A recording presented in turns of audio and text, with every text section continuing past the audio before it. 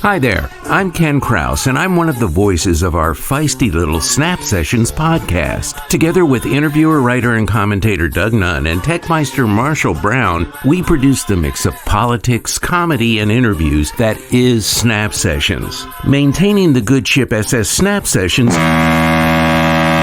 isn't free. Expenses include our website hosting, Zoom Pro account, transcription services for interviews, and other things that keep our podcast snapping. If you enjoy our quirky show, we'd like to ask you to become one of our Snap supporters. We've even added some membership levels to make it easier for you to join our Snap family through our Patreon link at patreon.com/Snap Sessions. To help us produce our monthly antidote to the media madness, you can join our support team as a baby snapper for just $1 a month. For only $3 a month, you can become a Snip Snapper. We also have our existing levels of support through Patreon with the mighty Mini Snapper at $5 a month, the Simple Snapper at $10 a month, the Beefy Big Snapper at $20 a month, and for $35 a month, you can become an exalted Snappus Maximus. And for those of you wishing to make a one-time gift to our snappy cause, we now have a Buy Me a Coffee account at buymeacoffee.com/Snap Sessions. You can contribute as much as you are able to, whenever you can. All our Snap supporters will receive credit on our website, thesnapsessions.com. For those who contribute at the upper levels, there are special rewards, such as credit on the podcast, early access to the episodes, unedited transcripts of the interviews, access to special music, and more surprises. Links to all support levels are on our website at thesnapsessions.com. And please know that we appreciate any support you can give. And we appreciate you listening to our Snaptastic offerings. We are grateful to you as listeners and hope you will help us keep making Snap Sessions a part of your auditory input. Now, on with the show. Yeah, who they heard of me.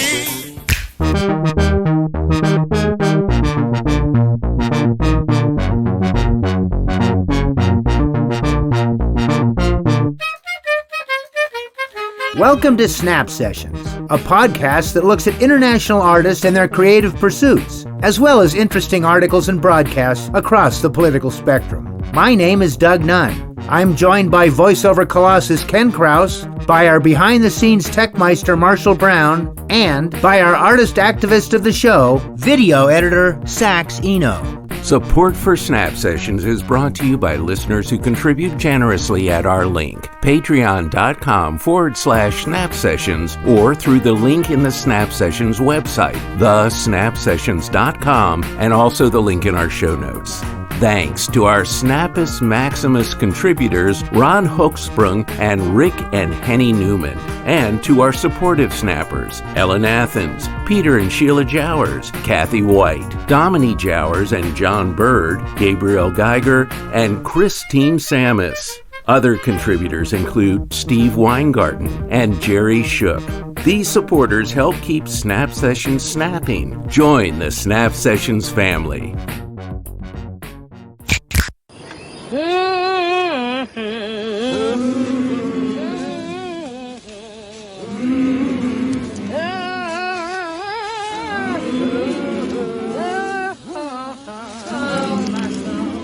Critical race theory and the 1619 Project.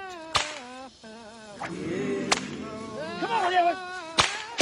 Drive that thing! Get that gun! Move it on, huh? Critical race theory is being taught in our schools.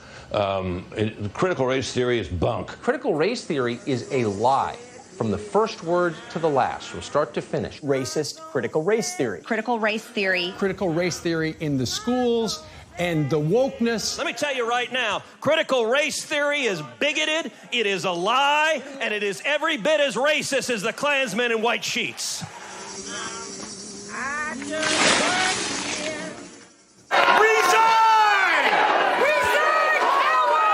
The Western culture and values that brought forth Christianity in the founding documents are being called evil and racist. I am not co-parenting with the government.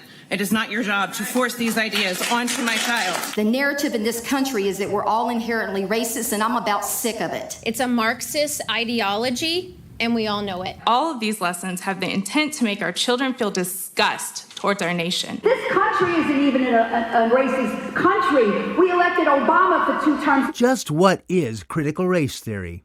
If you believe these hysterical cawing voices, you'd think it was the end of the world. Instead, let's listen to an accurate definition from Kimberly Crenshaw, a pioneering scholar and writer on critical race theory and civil rights, and a distinguished professor of law at both Columbia and UCLA law schools. Critical race theory just says, let's pay attention to what has happened in this country and how what has happened in this country is continuing to create differential outcomes so we can become that country that we say we are. So critical race theory is not anti-patriotic. In fact, it is more patriotic than those who are opposed to it because we believe in the 13th and the 14th and the 15th Amendment. We believe in the promises of equality, and we know we can't get there if we can't confront and talk honestly about inequality. Another related target of right-wing ire has been the book The 1619 Project, an analysis of American history from an African-American perspective. Edited by Pulitzer Prize-winning journalist and historian Nicole Hannah Jones, this epic work of history includes 18 thought-provoking essays and 36 poems and reflective works of fiction. I found it an amazing history book. It was on the 400th anniversary of the first enslaved Africans landing in colonial Virginia in 1619 that the New York Times Magazine launched the 1619 Project as a special issue in 2019. It's now been expanded as an anthology of 18 essays, along with poems and short stories that examine the legacy of slavery, dedicated to the more than 30 million descendants of American slavery. Many argue the 1619 Project has changed how history is taught and discussed in the United States. To quote the Washington Post, "You've probably heard of it by now. The 1619 Project has emerged as a watchword for our era, a hashtag, a talking point, a journalism case study, a scholarly mission. It is the subject of dueling academic screeds, Fox News segments, publishers' bidding wars, and an upcoming series of Oprah-produced films. It is a Trump rally riff that reliably triggers an electric round of jeers. Jeers and a lot of racist nitpicking. It is apparently very difficult for the powers that be to accept this groundbreaking project. It originally started as a broadsheet section of the New York Times, and now includes a podcast series and a free school curriculum. Hundreds of thousands of copies were shipped to libraries and museums nationwide. The book's scholarly essays range across the multiple legacies of slavery, from the economic legacy to the history of punishment and incarceration, to the divergent history of healthcare. But there were a few historical errors, and these gave some American historians an opening to attack. Nicole Hannah Jones had asserted that one of the primary reasons the colonists decided to declare their independence from Britain was because they wanted to protect the institution of slavery at a time when Britain had grown deeply conflicted over its role in the barbaric institution. Apparently, she should have said some of the colonists, not all of the colonists. Ooh. Here's a rant from conservative pundit George Will. What's wrong with the 1619 Project is it is factually preposterous.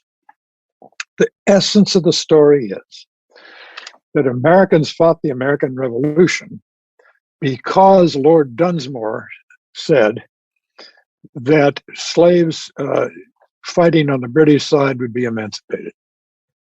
Well, he said that, I think it was November 1775, after Lexington and Concord, after the Boston Tea Party, after the Boston Massacre, after the Stamp Act. The war was up and running under the command, this after George Washington had been put in charge of the troops. So it is factually illiterate to say this.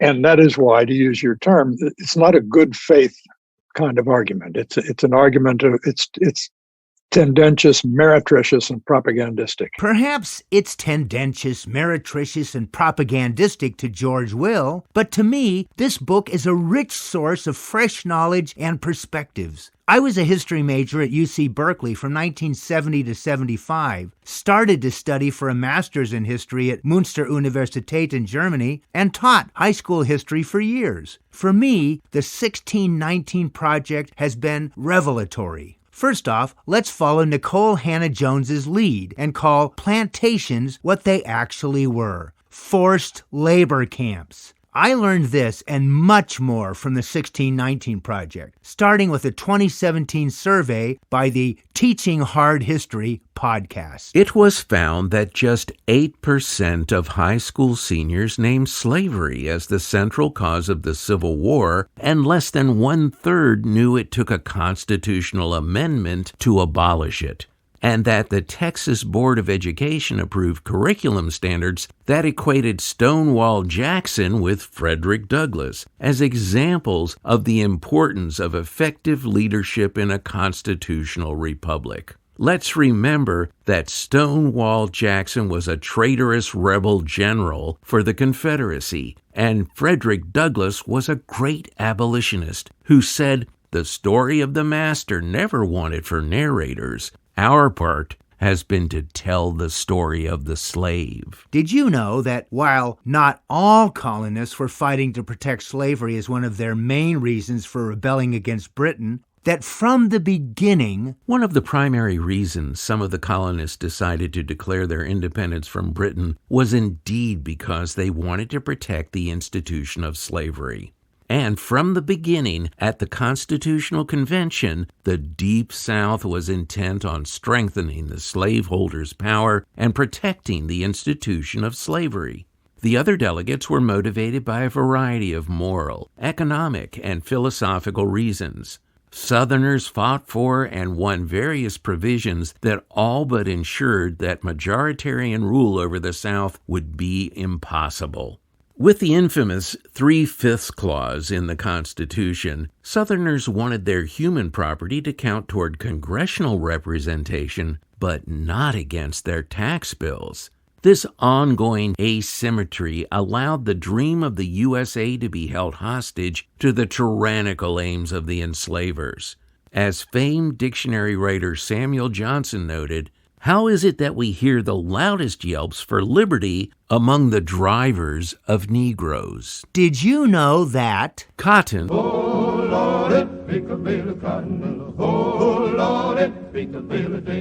was to the 19th century what oil was to the 20th, one of the most valuable and widely traded commodities in the world?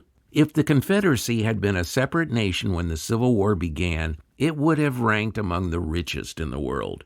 The monetary value of the enslaved population in 1860 was equal to about 7 times the value of all the currency in circulation in the country, 3 times the value of the entire livestock population, 12 times the value of the cotton crop, and 48 times the total expenditure of the U.S. government that year. These are all realities I learned from the 1619 Project. Did you know that right after the Civil War, the Union established the Freedmen's Bureau? Land seized from plantation owners could be handed over to the formerly enslaved. Slaves simply asked for land to work until they could earn enough money to purchase it. In 1865, General Sherman issued Special Field Order 15, providing for the distribution of hundreds of thousands of acres of former Confederate land in 40-acre tracts to newly freed people along coastal South Carolina, Georgia, and Florida. Some 40,000 freed people staked their claim to 400,000 acres of Sherman land in a region that had spawned one of the wealthiest segments of the planter class. Sherman's troops began reallocating hundreds of thousands of acres of white-owned land for settlement by black families in 40-acre plots. Hence the famous phrase, 40 acres and a mule. Redistribution of land could have effectively broken the back of the traitorous Southern aristocracy. But to this day, the only Americans who have ever received government restitution for slavery were white enslavers, whom the federal government compensated after the Civil War for their loss of human property. Sherman's act of land redistribution was later overruled by President Andrew Johnson, who said, "This is a country for white men, and by God, as long as I am president, it shall be a country for white men." With the advent of emancipation, blacks became the only race in the U.S. ever to start out as an entire people with close to zero capital. But did you know that my white German peasant great-grandparents benefited tremendously by government generosity and largesse? Even as the federal government decided that black people were undeserving of any restitution, It's all there, black and white, clear as crystal. You get nothing. it was bestowing millions of acres in the West on white Americans under the Homestead Act, while also enticing white foreigners to immigrate with the offer of free land. If you want it, here it is. Come and get it. From 1868 to 1934, the government gave away 246 million acres in 160-acre tracts, nearly 10% of all the land in the nation, to more than 1.5 million white families, native-born and foreign. Some 46 million American adults today, about 20% of all American adults, are descended from those homesteaders. Meanwhile, black Americans, long since removed from slavery and Jim Crow, continue to be handicapped by the economic misfortune of their ancestors. As of 2017, white households were twice as likely as black households to receive an inheritance. Thank you, Daddy. So, my family has benefited from governmental largesse, both as homesteaders and from the fact that my veteran dad, who served on the battle carriers USS Bataan and USS Oriskany in the Korean War, got much-deserved GI Bill benefits. These benefits and this boost in life were denied to black veterans. Being honest about this does make me feel guilty, but it also makes me feel lucky. Sadly, the United States government denied its generosity to those citizens it had previously allowed to be enslaved. You get nothing. As President Obama pointed out, the arc of the universe may bend toward justice, but it doesn't bend on its own. And as the 1619 Project points out, criticism of these truths veil the snowballing racism behind black people today, still weathering the highest unemployment and incarceration rates and the lowest life expectancy and median wealth compared to other racial groups. Until Americans replace mythology with history, until Americans unveil and halt the progression of racism, an arc of the American universe will keep bending toward injustice. Who are the real snowflakes in American society? Who are the folks who can't really handle criticism? Here's Nicole Hannah Jones. So one, I think it's quite revealing that the argument is, if we teach a truer history that actually reflects the facts of what happened, that will raise children not to love their country. I think that says a great deal about what we actually think about how much this country has lived up to the idea of exceptionalism. If a patriotism has to be based on propaganda that really diminishes and tries to erase from memory the difficult parts of our past, it doesn't seem like that is a genuine patriotism. But I think that we should all, as Americans, be deeply, deeply concerned about these anti-history laws, because what they're really attempting to do is control our memory and to control our understanding of our country. And here's The Daily Show's podcast on the battle over critical race theory from a few months ago. The featured voice is producer C.J. Hunt. What I think is so funny and wild is critical race theory is like, yo, let's look at the connections between race, history, and the law. And right now, you have folks on Front Street being like, do not look at the connections. Do not teach my kid connections. So I think it's this moment where we're seeing whiteness in a different way, right? Mm-hmm. Like, we're used to talking about white supremacy as like a privilege to not get pulled over by the police, but it is literally the privilege to be dumber, to say out loud, please pass laws to make my kids' books smaller. Like, That's a crazy amount of privilege to ask lawmakers to teach your kids less. And as John Oliver points out on his rant on critical race theory, a lot of the complaints about the teaching of CRT seem to have an implicit amount of racism behind them. Here is one of the leaders of the anti-CRT push there, explaining just why she is so fiercely opposed to it being taught. In Loudoun County, this is the wealthiest county in the country. There's not a lot of racism. There are silly people that say stupid things, but if you talk about it less, you're gonna notice that division less. I don't look at the person based on their skin color. I look at them based on their character. Okay, so there's a lot of obvious red flags there, from confidently asserting there's not a lot of racism here to the I don't see skin colour to the you won't notice division so much if you just don't talk about it. And hey, if the problem with racism in America was only it's bumming Patty Menders out, then yeah, shutting up about it would probably solve the whole issue. But guess how long it takes for that conversation to take a real turn? I think there are probably plenty of people that would agree with exactly that. But just to be fair on the other side, there are people, especially young black men, for example, who would say, I would love to not be judged on the color of my skin. Do you think it's more on the color of their skin or their actions? How they're dressed, how they perceive, how they respect others? If you have a kid that's pulled over by a cop, does it really matter what color they are, or is it the respect that they give to that police officer? Wow! When you respond to someone mentioning young black men would like to be treated better by automatically envisioning them dressed terribly and acting disrespectfully while being arrested by the police, you are telling on yourself, Patty. You are snitching on your very soul. I want honest and truthful history to be taught. So I am happy when historians acknowledge mistakes and go back and fix them. But I also want historians to give me the full truth, and that includes the perspectives of those who have been ignored up till now. I don't want any fairy tales about race or antebellum fan fiction that makes Confederate sympathizers feel good about themselves. I want to know what has gone on in this country, whether my fellow citizens are willing to be ignorant of these things or not. Bring me broader and until now ignored perspectives. Teach me the truths of the 1619 Project. Don't hide things from me because some people are in denial of the realities of American history. Don't treat me and my fellow citizens like snowflakes. Respect us with the truth. I'm sick and tired of hearing things from uptight, short-sighted, narrow-minded hypocrites. All I want is the truth. Just give me some truth. I had enough of reading things by neurotic, psychotic, big-headed politicians.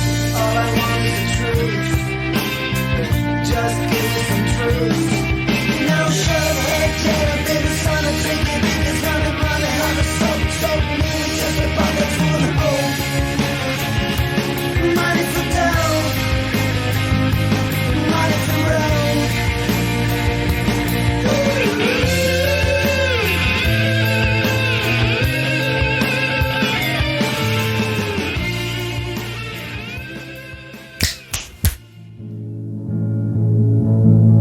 Thanks for listening to Snap Sessions. If you like what you heard, please subscribe to us on Patreon.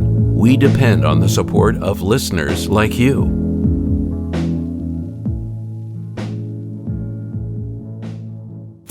Hi, I'm here with Sax Eno. Sax is an old friend of mine and former student.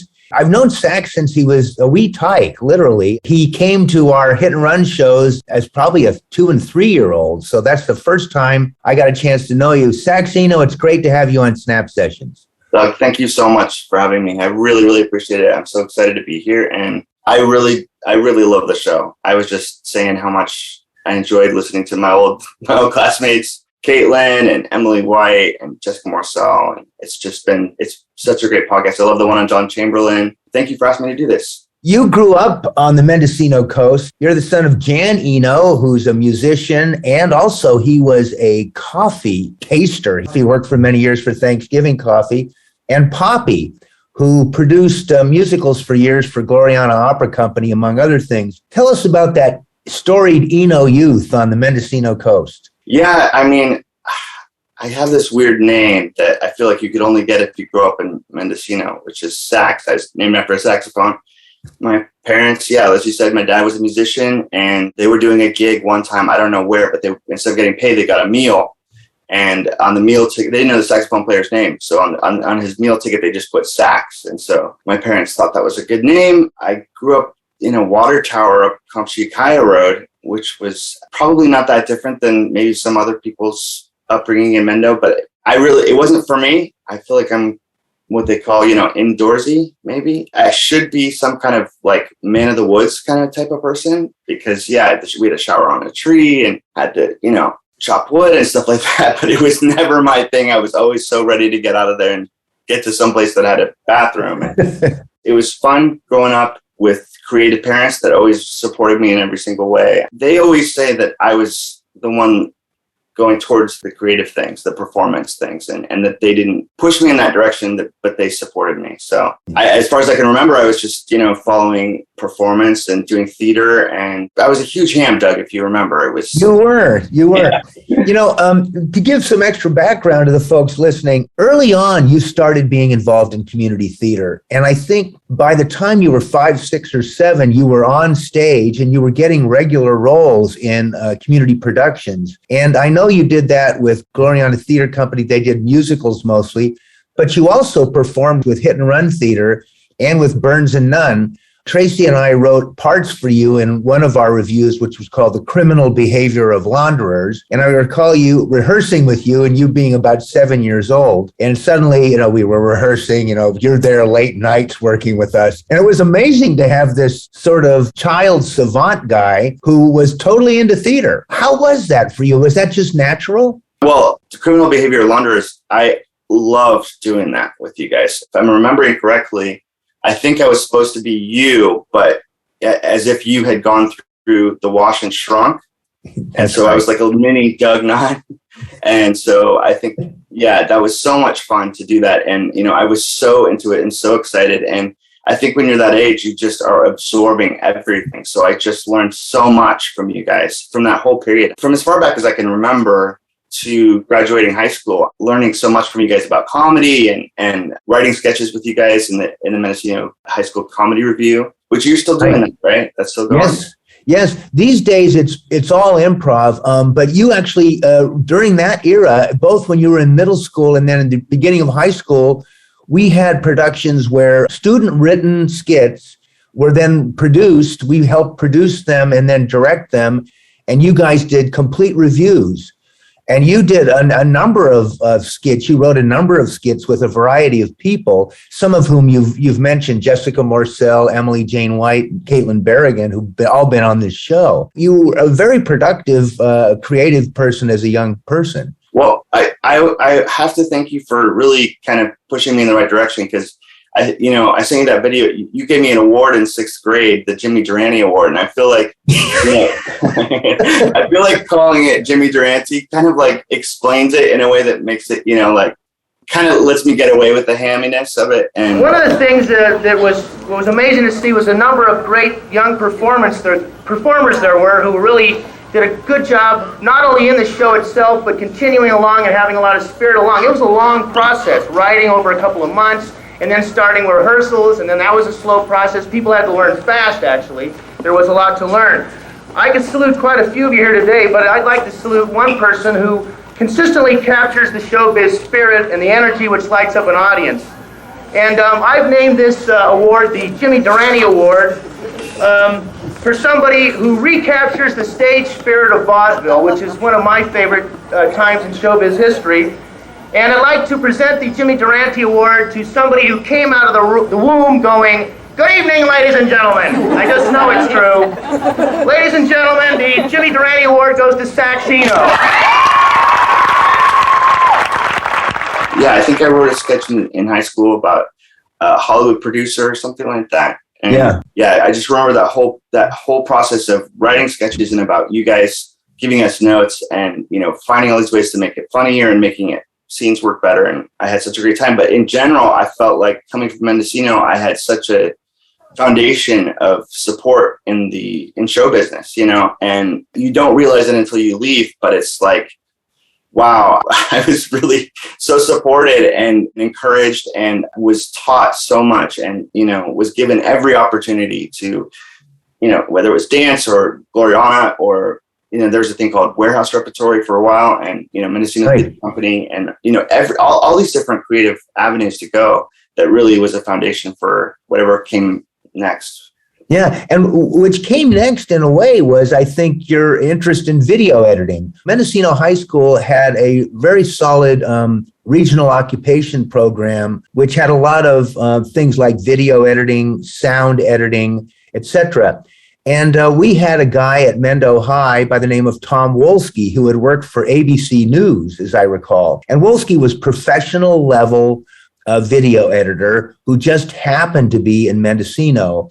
And you quickly became part of his program. Tell us about your time at Mendo High working in the video lab. Yes, at some point in high school, I kind of transitioned from theater to video. And it was because of Tom Wolski, who, like you said, I think worked for ABC News and had come to Mendocino, I think, to retire and just kind of took this teaching gig. I learned so much from him. He taught me about how editing works. And it was like just something, light bulb went off and it really clicked with me. Everything he knew about editing that he was able to teach me, stuff that I still incorporate today, how every cut has to be motivated and, when to cut. Oh, don't cut on a blank, little things like that. But then also what editing is and, how to build a story and emotions and stuff like that. So I was really lucky to meet him and, just, again, learn so much from him and just absorb everything. And at a certain point, it's kind of switched from being a theater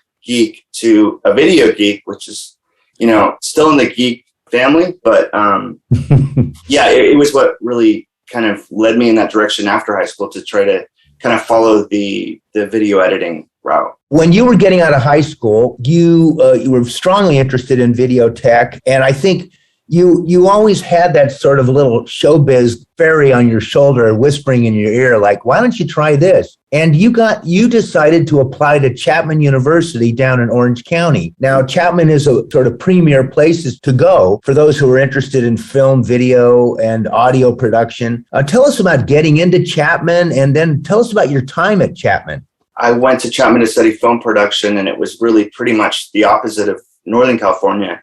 If anyone's ever spent any time in conservative Orange County, it's very, it's still in California, but it's very different than Mendocino. So I had a little bit of culture shock there. Again, I was so supported and so encouraged in Mendocino. And then you jump into a situation where, it's very conservative and everyone's struggling to fit in. But I was focusing on the film production. I liked Chapman. Before I got to college, I never had TV before. So I had VHSs because that's how it was back in the day. But, it was such a change, all these changes happening at once. And I did focus on the editing part, but I learned so much in that time. And eventually I started to learn about what reality TV was because it was just kind of starting during that time. And so, there's maybe a couple seasons of Survivor on at that point, but not a lot. And so, I started to go kind of in the reality TV direction. So that was happening while you were at Chapman. Tell us about sort of the curriculum at Chapman, the kind of stuff they get you involved in. Yeah, so you have to take film history classes. You have to take visual storytelling classes. You have to take audio techniques. You have to take television classes. And, in addition to getting all your GE and stuff like that. And, I needed to take the GE because I would not have ever learned those things otherwise, unless I was forced to do it. And just a little bit of that has maybe helped me along the way to make me, I've always been focused on the creative and, just having to learn something that's a little bit, what is that? Left brains? Right brain? I never get that right either. So, yeah. Yeah, to be forced to learn something that, is outside the world of creativity was good. And then, being able to learn about film production, film history, editing techniques. Again, I was obsessed with editing and I spent an enormous amount of time in the editing suites there. I'm just curious also, would you recommend that to, people getting out of high school who are interested in showbiz? Would you recommend Chapman? Yeah, I would recommend Chapman University for any kid that's looking to get into film production or television production because it's close enough to LA that you have access to all the mentors from Hollywood that come to the school to teach and to give Q&As. And even since I've left, they've built a huge soundstage, and it's gotten to be a really, really great school. I mean, there's many great film schools, but it's a small school. It's very small, so your access to the teachers is really good. There's small classes, and you have a lot of creative freedom at Chapman University. And I met this professor, Leonard Schrader, who's the brother of Paul Schrader, who wrote Taxi Driver. Yeah. He was an incredible teacher who taught me about storytelling and screenwriting. And, that was really one of the best parts of my college experience, is learning from Leonard Schrader about how story works. So. Yeah, I bet that is. And, considering that you've always been interested in storytelling through your time in theater and the like, your obsession with movies, I mean, that gives you it sort of anchors you in storytelling, which is, of course, a key editing skill. So toward the end of your time at Chapman, you managed to get an internship with Bunim-Murray Productions, which is the company that's responsible for one of the first very successful reality shows, which is called The Real World, and later with Project Runway. Tell us about this internship and early days with The Real World. Yeah, so I was in college, and a producer named Peter White came to Chapman to give a talk about, producing The Real World. And I was obsessed with The Real World at the time. I think it was season 9, New Orleans was what was airing. And so I was really excited that he was there. And he gave a talk to the class, and he said, this is how reality television works. Reality TV was a pretty new term at that point. Yeah. But he said, this is how reality TV works. In scripted, you write the screenplay, and then you go shoot the screenplay, and then you edit what you shot. In reality TV, we shoot the footage, then we go back to post-production and write the screenplay after the fact. And when he said that to me, it was like just something clicked with me, and I was like, oh my God, this is what I have to do. I want to do this. That sounds amazing. I that's the thing that I've been looking for, that I would just absolutely love to do. And so, like a creepy stalker, I followed him out to the parking lot, and I said, I think I may have even, I know I said, I'm really interested in editing.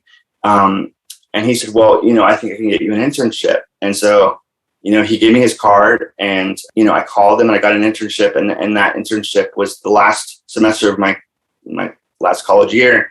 And for my internship, I just asked, is there any way I could just shadow an editor and just sit with an editor and watch them work? And so for a whole semester, I just sat in this editor's bay, this incredible editor named Jason Rosenfield, who I don't know why he let me sit there, because it must have been so annoying having a 21-year-old sitting behind you. But I learned so much from him, just watching him edit, and, watching him edit The Real World, and watching, obviously the technical aspect of how to use Avid Media Composer, which is the editing software, but also, how to build a scene and how stories work in reality TV. And yeah, you said Bunim-Murray created The Real World, and that feels like that was probably at least one of the first reality TV shows, if not the first. And so I feel like Bunim-Murray has always been the best place to learn story, because they invented reality TV story. And, they had a story department that would work on a script for, again, after the footage has been shot, their story department would work on a script for months, for weeks, let's say. And the script would go through different versions, and everyone in the company, the higher ups, would give notes on that script, and then they would give the script to the editor. And then that editing process starts. So it was like, a lot happened before the editing even began. And they were just so strong on story. Bunim-Murray was started by a woman who did soap operas and a guy who made documentaries, and they kind of came together and created this new thing, The Real World. So they just had incredible story instincts. And so, I learned so much in that time, in that internship. And then, after college, that internship turned into a job. I have to not to give a bunch of shout outs here, but, a woman named Anna Drucker gave me that first job, that first opportunity out of college. And, I owe her, because nothing would have happened if she hadn't given me that opportunity. But yeah, it's like, I think, Doug, you used to tell me, like, you got to be prepared, and you got to be ready, because some kind of good luck hopefully comes your way, and you got to be ready to just jump on that and, turn it into something. So. Yeah. that was it was an interesting thing because, as I recall, Real World put together a bunch of young people in like a roommate situation. The original ones. And so then what happens from that is that they have a bunch of sort of their relationships go in different directions, their relationships with each other, how the household works over time. Those then become the basics of the story, right?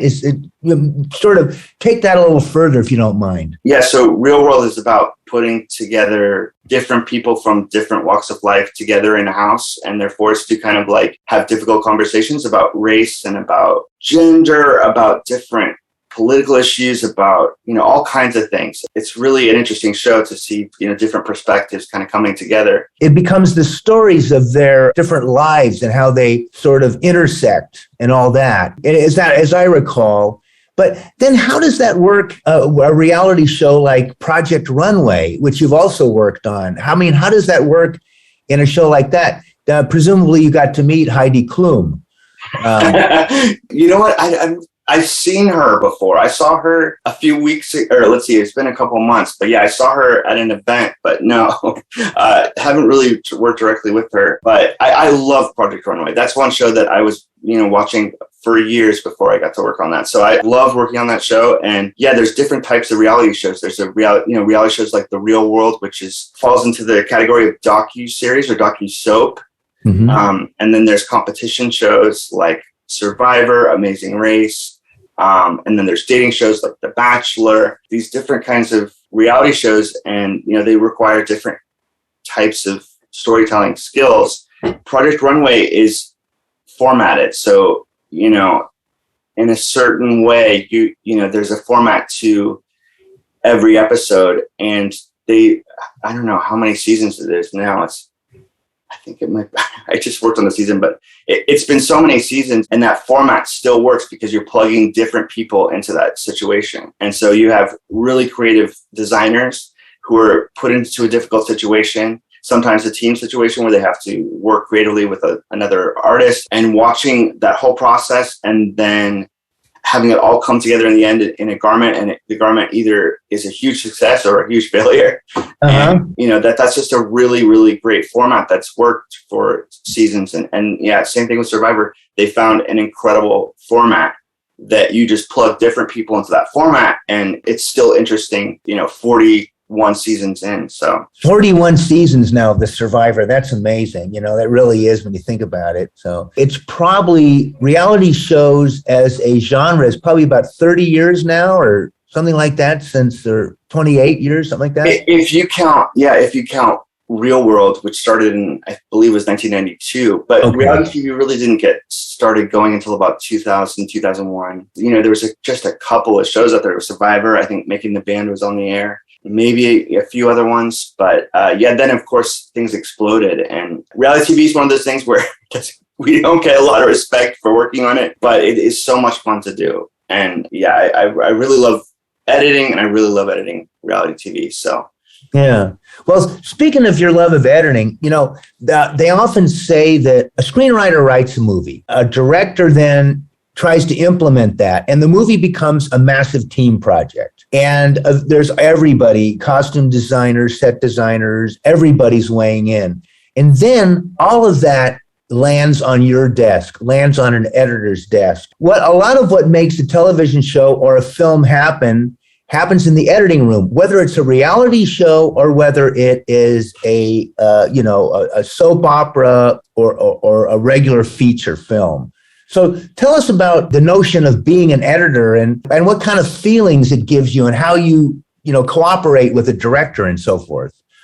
Yeah, I think Stanley Kubrick has some famous quotes about how editing is his favorite part of the process. And I think Hitchcock said it was, everything else that you do is just a lead up into the editing process. I think Tarantino said something, things like that. Yeah, for sure. Editors, it's one of those things where editors are supposed to be invisible. You're not supposed to feel the editor's hands. So the personality of an editor is they feel like they're contributing a lot to the final process. Most people don't see what they're doing and they don't appreciate it. So they're a lot of editors have chips on their shoulders, We spend a lot of time in a room by ourselves, and sometimes you're contributing a lot to the final product, and the rest of the team can appreciate it. But yeah, people outside don't really understand what editing is or how it works, especially with reality TV. I think there's a lot of unknown. I think most people would be surprised about how much time and effort it takes to build an episode. Yeah, I think it really is. I have done tiny bits of editing here and there. We did a show, which I think you would have been perfect for, at the high school in my drama class for about 5 years. I did a show like modeled on The Office, the TV sitcom. And that's, of course, like a reality show, except that it's a sitcom / reality show. So what we did is we did one that was like The High School or something like that. And what we did is we did a bunch of relationships, and then we would do scenes and we'd try to develop the relationships. And sometimes they'd be, friends who became, involved, or other times they'd be, students angry at the teacher and so on. And we would try to develop them. The kids really got into it. And I thought it was a good way to show storytelling in a high school drama class, because they all became involved. And then they'd all have opinions about how it should go. And of course, I was fascinated by this. But then inevitably, and we only have so many hours per week over so many weeks in a school year. And, a lot of at the beginning of learning dramatic techniques and so on. And by the end, you'd have to put it together fast. It became a little bit hard. But having said that, I think it's a great way to learn about storytelling, Yeah. First of all, I would love to see that show. I think that sounds brilliant. There's something about editing that's inherently satisfying. And I don't know what it is. People that just, comes editing for the first time really, a lot of times get really excited about it, because there's something exciting about putting two shots together and something new is created. And so, I would encourage everyone to just play around with editing if you've got iMovie or whatever, because it is just super fun. If you're cutting together videos of your kids or whatever, you're going to find some enjoyment in the editing process. It's amazing. I'll go onto a show and it'll be, a game show, and I'll be like, well, this is going to be an easy show. It's going to be, just pushing the buttons. And, it's not like these other shows where I'm having to worry about story and blah, blah, blah. But every time I think that, I'm always wrong, because even in a game show, you're telling a story. Who are these people? Why are they there? Why do they need the money or whatever it is? Yeah, it really, editing is a lot of people hear editing, they think of like editing copy where you're kind of scratching out words or condensing. But editing in reality TV is a building process. You're building a story out of different pieces. Yeah, that's great. Well, let's talk about some of the shows that you've worked on. One that comes up is Joe Millionaire. Maybe you could tell us about some of your experiences on that, maybe highlights of some of these shows that you recall. So I figured maybe we could start with Joe Millionaire. Yeah, I was so eager to become an editor when I was at Bunim Murray, and especially back then, you really had to pay your dues. Most people had to be like an associate editor for like 6 years before you get moved up to being an editor. And I was just a dumb kid who was super eager and was just pushing so hard to be an editor. I was pushing my boss to, can you make me an editor? And he's like, you got to pay your dues, dude. He's like, your reach outweighs your grasp, and that just frustrated me more. It just made me want it. So I would spend all of my, I'd spend all my free time after work going to editors saying, hey, can I cut a scene for you? Can I help you cut your episode? Can I do all this stuff? And I would do it, and nobody would know that or sometimes they would know, but a lot of times I would cut a scene and whoever was watching it just assumed it was the editor who did it. So I would get really a good sense of how I was doing based on the notes that would come back, because they don't know it's me, but I'm able to kind of see how I'm doing. But I'm just learning a lot and just cutting scenes like crazy, staying all night to cut this scene or that scene. And I finally convinced them to give me an editor credit, or give me an episode on the Real World Vegas. So I got that first editor credit, and right around that time there was this show, Joe Millionaire, that was trying to meet a really aggressive air date. So they had just no time to put together all these episodes. They were looking for it. They were desperate looking for editors, and so I gave them a resume with my only editor credit, and I believe I lied and padded it out with some other stuff. I don't even remember what I put on there, but not thinking that they would ever hire me because I had only done one thing. But they were just desperate enough, and they just saw my credits, and they called me and they said, I think I was making like $600 a week at the time. And they said, how much are you making? And I said, I'm making about $2,000 a week. And they said, well, how about $2,500? I was like, okay, all right. Yeah. It blew my mind. I couldn't believe it that they were hiring me. And so, but what it meant was that I was going to have to step away from this company, Butte & Murray, that I really had got my start there and never had worked anywhere else. And just, I was scared to leave because they did tell me that, hey, if you leave, you can't come back. So I was nervous about taking the Joe Millionaire job. I thought maybe it was a smarter thing to stay at Butte & Murray, try to get some more editor credits, and then wait for another opportunity to come. But something told me that I had to take this opportunity. And yeah, I was so afraid I was going to be fired. I went to a restaurant and got an application because I was pretty sure I was going to get fired from Joe Millionaire, and I didn't have a job. And so I was like, I still have that application though, to remind me of that moment. And so then, I started on Joe Millionaire. It was this show that's kind of a takeoff on The Bachelor. The Bachelor had been on for a couple seasons. Joe Millionaire is a prank show. They just brought it back actually recently. They did a new version of it. But the idea is that there's a guy, Evan, in this case, his name was Evan Marriott. And we presented to, it's a dating scenario where there's all these women and one guy, and, he's eliminating a girl every week. The girls are told that he's a multimillionaire and they're being flown to this chateau in France. And what they don't know is he's just a construction worker and he has like $10 to his name. And so the idea was that, and there was a lot of these prank shows at that time. So yeah, the idea was like the audience knows that he's not a millionaire, and you're watching the girls and how they kind of, who's in it for love and who's in it for money was basically the idea. And the show became like crazy successful. It was like 40 million viewers or something like today that would be like crazy numbers. But yeah, I got in there and I was only 22 years old in my first week on Joe Millionaire. And I had bought glasses with fake prescription because I thought that made me look older. And I told everybody I was 27, which is still really young. Yeah. And then in my first week, the editor next to me got fired. So I was like, oh, I'm out. They're gonna fire me. And so I just lucked out. Again, people helping me. Someone named Liz Brostein, who's the showrunner, she said I didn't suck, and so she believed in me, and they ended up relying on me a lot for those episodes. And again, we were delivering them the day that they aired, so it was a really, really, really crazy schedule, working 30 hours in a row, and but it was so exciting. I was just like over the moon. I couldn't believe it. I just wanted to be an editor, Yeah. And so to do this and to be working with the composers, I had ideas for music, and I was able to call the composers and they would come up with it and they would give it back to me and I would cut it into the scene. And it was like, I had never been able to do that before.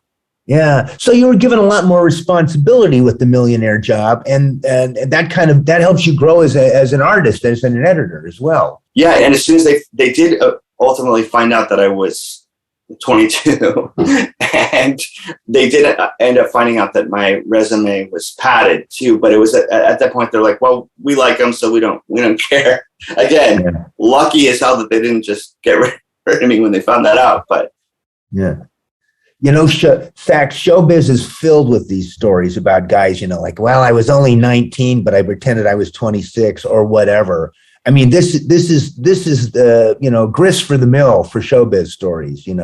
It really is. So you followed in a lot of great footsteps there. One of the reality shows you've worked on, it looks like, is Trading Spouses, which I've seen. And I think Christine and I have both seen this, actually. And this is one where a mom or a dad from one family goes over and switches with another family. And there's inevitably a lot of fireworks that happen in this spouse. What was it like working on that one? Oh, yeah, that was one of my favorite experiences ever. I had, after Joe Millionaire, I was kind of working at this company, Rocket Science, doing shows for them. And I was working up and I was kind of becoming senior editor. And then I became a producer editor kind of person. And so, yeah, I was a producer editor on Trading Spouses. And again, at that time, I was only 24 years old. But so again, a lot of arrogance, a lot of thinking that I knew everything. But I had so much fun on that show. And a lot of people don't know this, but the God Warrior, it's a famous like internet clip, meme, whatever, of one of our mothers just went crazy and started talking about psychics, and she's not a Christian, and it's this famous like reality TV clip that came from Trading Spouses. So I'm always proud of that I could say that I worked on that. But it was so much fun working on that show. Yeah, the idea for the show is two mothers from two completely different lives switch places. And, the owner of the company was a French guy who's a child actor. And he wanted it to be like a French film. And we were doing it for Fox, which is not very French filmy. But it was so much fun doing that, kind of being the person in between the French film guy and the Fox kind of aesthetic. The thing I'll say about Fox is that they would allow anything. They would allow us to do anything. We would have an act where we had no dialogue and just music, and just you're watching this whole scene take place, and it's, this woman goes into town and there's these looks and, it's the emotion and, they would let us get away with anything if the numbers were good, if the ratings were good. So, and again, learning so much during that time and learning how to tell a more sophisticated story. When I first started, I was telling a story of more like black and white characters, good and bad. And then by the time we had got to our like third season, we were doing, well, there's good and bad in each one. And we'll kind of play with that and see this person, is coming from a really wealthy family and they're really well off and they have to learn something about living more modestly. And then, maybe the other mother has something that she has to learn.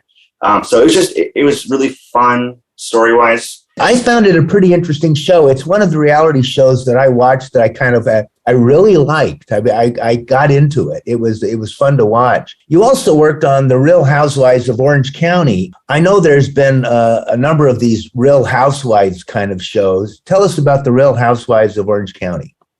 Yeah, Real House. I mean, again, a show that I really, really, really loved working on. And when I was in Orange County, when I was living there, I felt I always wanted to kind of make a documentary about that world, about the world of Newport Beach, because again, it was so different than how I grew up. And I was kind of like seeing this wealthy lifestyle that I'd never seen before. And I found it really entertaining. And yeah, Real Houses of Orange County is what we call a docu-soap or a docu-series where you're following people's lives. And, people always ask, like with reality TV, oh, it's all fake. I know it's all fake. That's pretty consistent is people actually tell you, oh, I know it's fake. Don't even try to tell me it's real because I know reality TV is fake. And it's true. There's a range. So, you have a show like Real World, which is like as pure and real as you can get. And then, something else that is heavily produced, heavily scripted.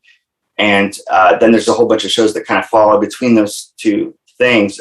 Most of the time, you don't try to fake things. You don't try to manipulate things. You set out to make it as real as you possibly can. But sometimes, a lot of times because of budget or sometimes you have to like push things along or, goose things up a little bit, either in production or in post. Yeah. So there is an element that's maybe not so real, but Real Houses of Orange County is very real. The network Bravo really wants to really follow their real lives and follow what's really going on with them. And, sometimes we'll have a cast member that has a lot of personal turmoil and they're trying to hide it from the cameras and they want to present something else. And so the network is always encouraging us to really, no, we want to see the real, what she's really going through. She can't just hide it. We got to encourage, she's got to tell us what's going on with her. That's why she's here. So, people might look at a Real Housewives franchise and go, oh, it's all fake. Maybe a producer comes in and tells them to yell at each other, but that doesn't happen, at least on that show. People on camera try to produce themselves or try to look a certain way on television. And, there's that, but really, truly the effort is for it to be as real as possible. Okay. Well, that gives me some insight too. And I'm glad to hear that from somebody on the inside, as it were, how that actually works. Apropos that, you also worked on a show, Kitchen Nightmares. I've never seen that one, but I was a cook for 8 years. Tell us about Kitchen Nightmares. Yeah, Kitchen Nightmares. It's a Gordon Ramsay show. He's done a ton of them. I think I've done 3 Gordon Ramsay shows, but he's hilarious. He's really, really, really a funny person. And I wish we didn't have to bleep him all the time because you would see how funny he is. But yeah, we were basically adapting it from there was a UK version of Kitchen Nightmares, and then they brought it over to the US, and we were trying to adjust it for an American audience. And yeah, I really enjoyed that. I was talking about how real reality shows are. There's this thing called Frankenbiting, which is basically piecing together words from different places to build a new sentence. So, if I want Doug to say, I had a great morning this morning, and he never says anything like that, I can search through his interviews and find him saying, I had, and then find somewhere else where he said, a great, and then find somewhere else where he said morning, and I piece it together, and I've created a sentence that the person never said, but because of whatever we're going through in post to tell the story, we need them to say the specific thing. So sometimes that can be really manipulating somebody to say something that we'd never say for the sake of drama or whatever. And this is where I think people really can criticize reality TV for being fake is the Frankenbiting process. But a lot of times you're Frankenbiting just to try to explain something that just wasn't explained very well. Or, real life is very chaotic. And so our job as editors in reality TV is to make a really clear, coherent story. And sometimes just doing that, forget about how entertaining it is very challenging. So we just want to tell a really clear story. And sometimes we have to piece together words, to make that happen. And then we're also trying to make the best show possible. We're trying to find the best moments and trying to find a way to build to those moments. Yeah, I'm glad you explained that, because it also gives us, nowadays with a lot of social media kind of stuff that's going on, we wonder about how they're doing that in terms of, propaganda and the like. And, we know it's possible to make some politician look like he's saying this particular thing when he didn't. But the way you've explained it, it's interesting. I also appreciate that in the interview you said, let's go back and let me re-explain that. And it'll make it that much easier for us to edit, because even on paper, I'll be able to go, this is what Sax was meaning to say. And I can then, take that, and then we can ignore this other part. But it is good to be able to be specific about that kind of stuff. And anyway, I appreciate that. Also, you'd be interested to know, when I interviewed Jessica Morcell about how she puts together designs, she talked about, I think, Frankenforming. She takes like pieces of different designs and then pieces them together in a brand new thing. Wow. And I see that as a viable form of artistic expression, because you're still picking things out of the universe and then you're sort of forming them into something else. And you can acknowledge where you got them, and it still can be totally honest. It's just that, look what I've come up with, Right. Anyway, it's an interesting idea. That is very interesting that she would be doing a similar thing with a completely different medium. But that makes sense to me. Yeah. Piecing together different things from different places to create a new garment or outfit or whatever. Yeah, it is interesting. Now, I know, you've worked now for about 20 some years as an editor, something like that. So I got my first editor credit in 2002. So yeah, that would be 20 years. Yeah, that's great, Sax. But now you're also getting into what's called development in television. You've mentioned that you've done some work for ABC, for the USA Network, VH1, and E. TV development is one of those words that a lot of people wonder about.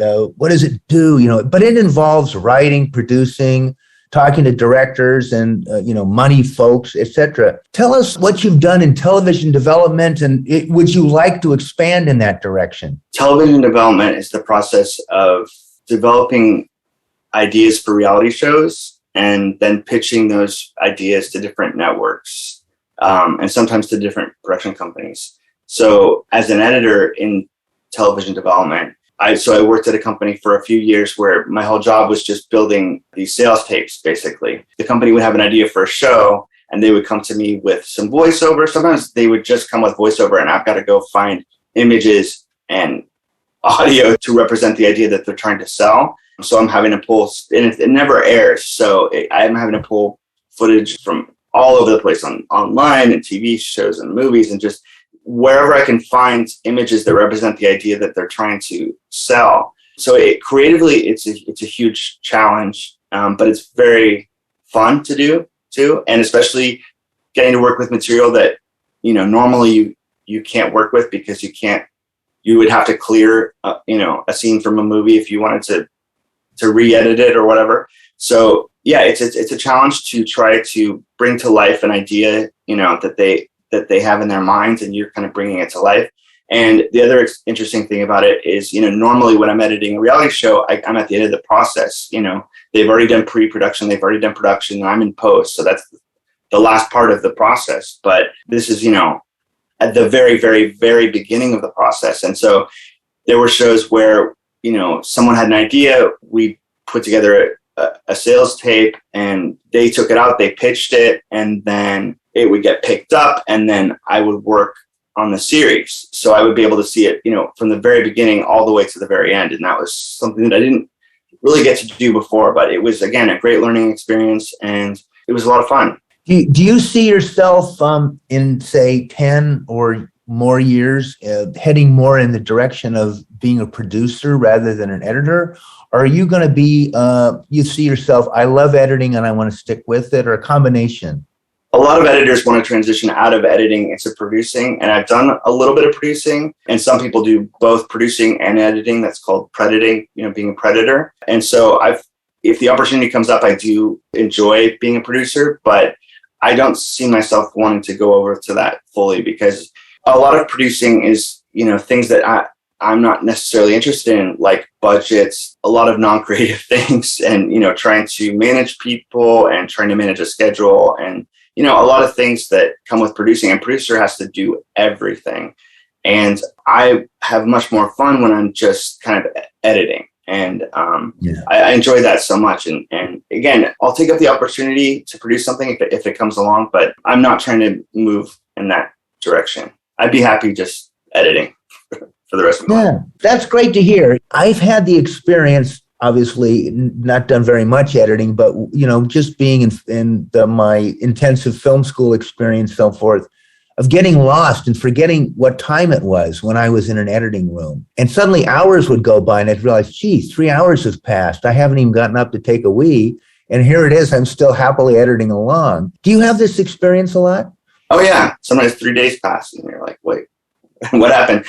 I feel like the best representation of an editor in TV or film is Paul Giamatti on 30 Rock. I don't know if you've ever seen that, but they got that so right. It's like a dark room. Everyone's eating these huge sandwiches, and just editors have awkward personalities and are not necessarily the most social. If there's going to be a wrap party for a show, I know that I'm pretty much going to be the only editor there, because editors are very antisocial. And yeah, a lot of editors have a hard time communicating. So yeah, you're in a room so much and you're by yourself, you're not communicating. And then suddenly you've got to interact with people, and it just comes out a little awkward sometimes. Well, that's an interesting thing. And, as we come toward an end here, I have to ask you, there you were, 17-year-old Sax Eno, learning from Tom Wolski, and you had done all kinds of stage work by then, and here you were finding it. What ideas or thoughts might you have for somebody, if you circled back 25 years and there you are in high school? What would you tell a kid nowadays if they were interested in video editing? What would you say? Where should he go to school? All that kind of stuff. Yeah, my advice to a young person trying to get into television or trying to develop skills as an editor or anything in that kind of world is to just, practice, use your iPhone, shoot stuff, edit it together, have fun with it. And, there's a million possibilities and a million ways. There's no YouTube when I was in high school. So you can put your stuff out there. You can get feedback on your work. You can really do anything. And, that's a very exciting thing. So I would recommend that people shoot their own stuff, edit your own stuff, and put it out there in the world, put it on social media, and, see what kind of feedback you get. We're at a place right now. It used to be that you had to live in Los Angeles to work in the industry. And now, because of the pandemic, and I don't know how, everything's still remote. People are still working remotely. And so you can really be anywhere in the world. The industry is about relationships, though. It's almost more important to build stronger relationships than your talent as an editor or whatever. People hire you because they enjoyed working with you, that hopefully they thought you were good and they enjoyed working with you. And if you're a pain in the ass, which I definitely was for many years, then, you know, it's people want to work with someone that is easy to work with, that they enjoy working with. I think, yeah, just creating good relationships with people, that's what's going to help you continue to get work. I think the most important part of editing is, you know, cutting with your gut and really being in touch with your own instincts and trusting your instincts and noticing how you feel the first time you see the footage and what you react to and what you thought was funny the first time you saw it. And just as you're putting together, really being in touch with your gut and cut with your gut and just kind of move from that place. And you know, it's not always going to work out, but it's going to work out a lot better than if you're trying to figure out how it's supposed to go and you're supposed to know how to do it. Just, you know, trust your instincts. That's my advice. Well, that all makes sense to me. Before I sign off or come to an ending, I want to ask, is there any other shows you want to mention? I've noticed here Vanderpump Rules. Is that something that has any particular stories? Do you want to talk about that for a moment? I love working on Vanderpump Rules. It's been so much fun. It's one of those shows that I think, you know, for people who love it, they really love it. And so it's been a fun show to be a part of and watch how it's evolved. And, you know, I've always considered it to be a comedy. Something I learned from you and Tracy, Doug, was that, you know, sometimes the character is taking the situation seriously and that's what makes it funny. And I definitely feel that way about Vanderpump Rules. We have the best villains. You know, we have Kristen is a great villain. Jax is a great villain. Jax is a person who can, for some reason, is a pathological liar and just can't help himself, you know? And so one of my favorite kind of themes of Vanderpump Rules is Jax getting stuck in a lie. He just always manages to trap himself in a bad situation. And then it, you know, comes out that he was lying. Kristen is a great villain. She's always trying to stir things up. And a person like Kristen, who takes life so seriously, you know, the more serious that she takes her t-shirt line or whatever, the funnier it is for us as an audience, you know? So I that's one of my favorite shows because of how funny I think that show is. Yeah. There's one other thing I wanted to say though. Please. I don't know where this goes, but I just wanted to explain that, you know, in reality TV, the process of putting together an episode starts with a story department and they take notes from the field. There's things called hot sheets, which is a breakdown of, you know, basically what happened during that day of shooting. And so a story team in post-production takes those notes and starts to put together the footage and starts to build string outs. And they're trying to map out character arcs for an entire season for each character.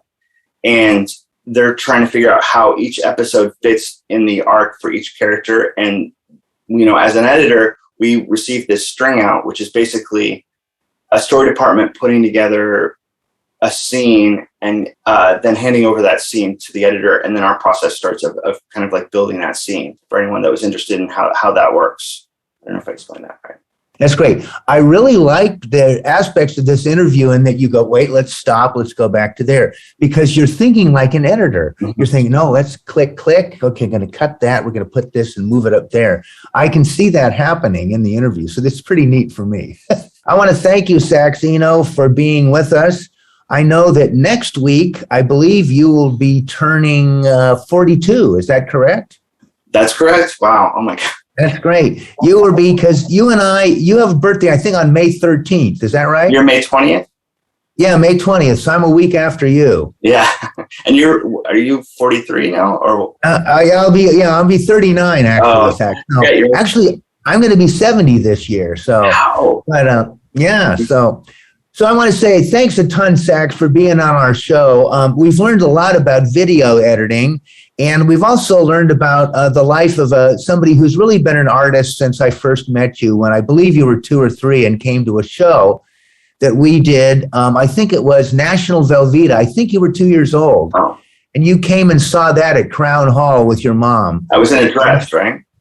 What's that? Wasn't I in a dress?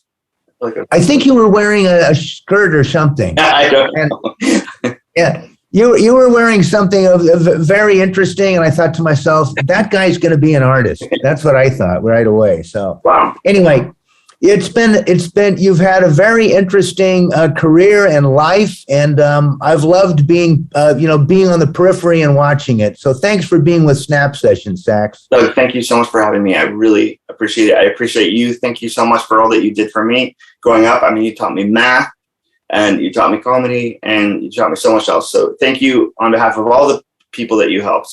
I really appreciate it. Thank you so much. Great. And before we leave, I am literally giving you a Vulcan shoulder. Oh, never over. So, Sax, great to have you on Snap Sessions.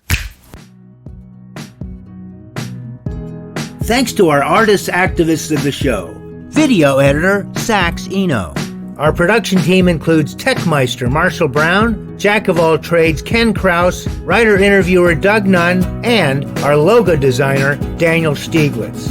Don't be an airhead. Get out there and do something creative. Dabble in something that inspires you. Read something challenging. Expand your perspective.